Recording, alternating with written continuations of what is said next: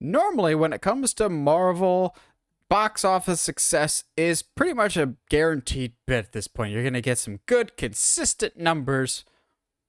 Well, that doesn't seem to be the case for Ant-Man and the Wasp Quantumania, and I think it could point to a much larger issue at hand for the big comic book brand that is Marvel.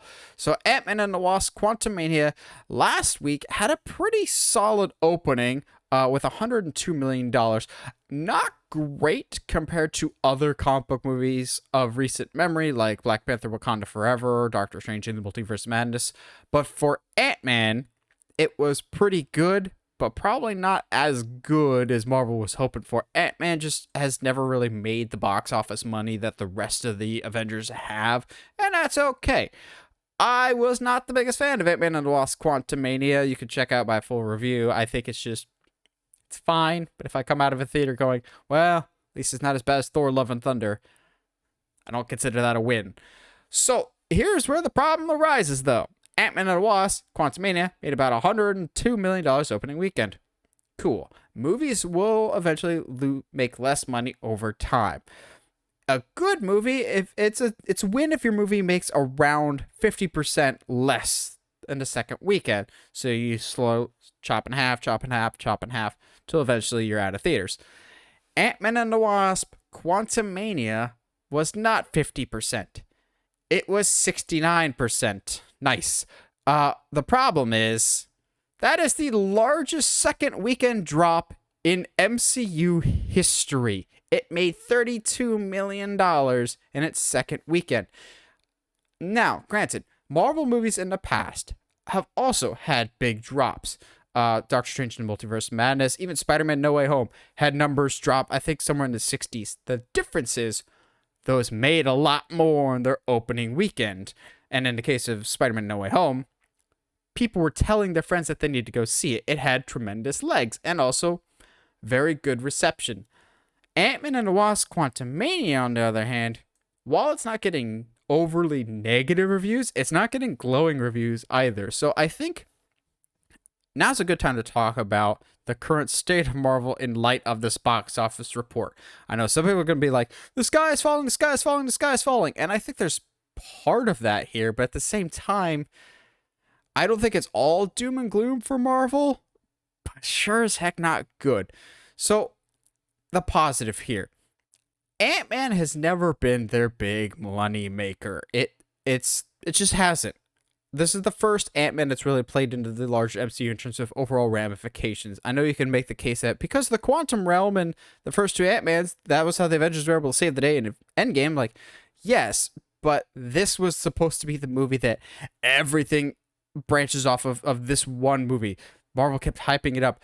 Kang is here. Kang is the big bad going forward. You're going to forget about Thanos. Kang is the main bad guy. And Kang is great in this. But clearly the general audience didn't care enough about Kang or Scott Lang or Kang for this movie because they just didn't go out and see it. And I think Marvel kind of took that for granted. I think they thought more people cared about either this franchise or Kang than they actually do. But also, Marvel's kind of getting into this territory of getting too sweaty for their own good. Now, what do I mean by that? Sweaty is a comic book term for people that really sweat the details or obsess over the details.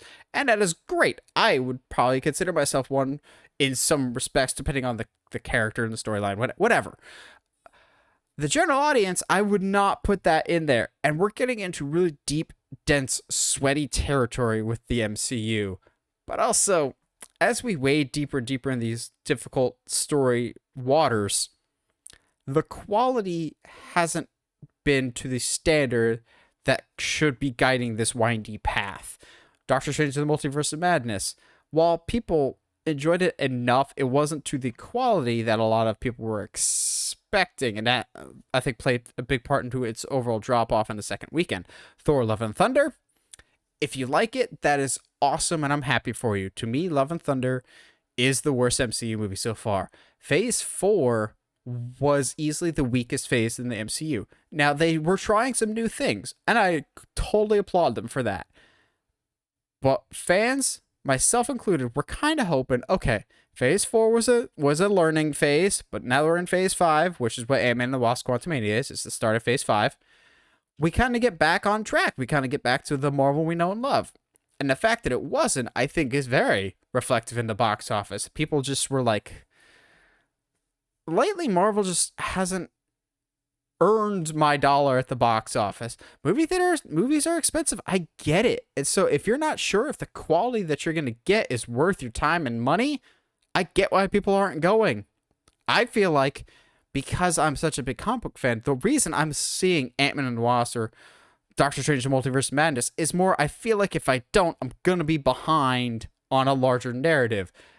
Not so much I want to see it. It feels more like an obligation. It's Marvel right now feels so spotty of it could either be amazing and fantastic or like Spider-Man No Way Home, or it could be Love and Thunder, or it could be somewhere in the middle like Black Widow.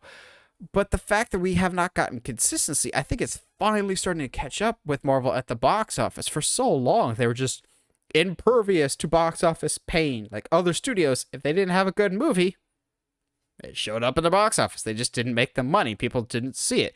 Whereas Marvel, because they consistently made good stuff, people knew, okay, this is a trusted brand. I can go see this movie, and I'll have a good time with it. But now that the quality is dipping, financially it's dipping too. And I think Marvel really needs to be paying attention to these numbers. I'll be curious to see what the third and fourth weekend look like for Ant-Man, because this window of them actually making some money is closing very, very quickly. Because March, there's a lot of movies that will fall in the same demographic of people that will go see an Ant-Man will see other movies instead. Case in point, Shazam! Fury of the Gods, although the early box office is not particularly good on that. Scream 6, Creed 3, Dungeons and Dragons, John Wick 4. All of these, I think, have some form of like Venn diagram of crossover with Ant-Man and the Wasp Quantumania fans, like Marvel fans. So they're going to lose even more money in March. I don't think this movie is going to have legs, and I don't. Marvel right now is really, really hoping. Okay, Guardians, James Gunn, please, as a send-off, can you deliver for us at the box office? And I think Guardians will have a better time at the box office just because it's been so long since we've seen a Guardians movie. So I think there's this like sense of we miss the characters, we miss what's going on with them. And also, I know not everybody saw it because it was on Disney Plus, but the Guardians Christmas special, fantastic. Should Marvel be concerned? I think if you're smart, you should, but don't fully hit the panic button yet if you're Marvel. I think you are reassessing your game plan, so to speak. Kevin Feige will always claim that he's had everything mapped out, but if you follow stuff, he definitely has had to call some audibles on the field, and I think he's all the wiser for it. As much as it sucks to say, I think the audible that they might have to call is the writer for Kang Dynasty was the writer for Ant-Man and the Wasp Quantumania. And then the guy that wrote Doctor Strange in the Multiverse of Madness is also kind of working with Kang Dynasty and Secret Wars. I think you reevaluate both of those writers, whether or not you kind of keep them on. Yeah, I think Marvel's in a very interesting position right now. One that they've never really been in before of, yeah, you're still the top dog, but you're being criticized more than ever before. How are you going to respond to this criticism? And I think that's something I'm very intrigued to see going forward.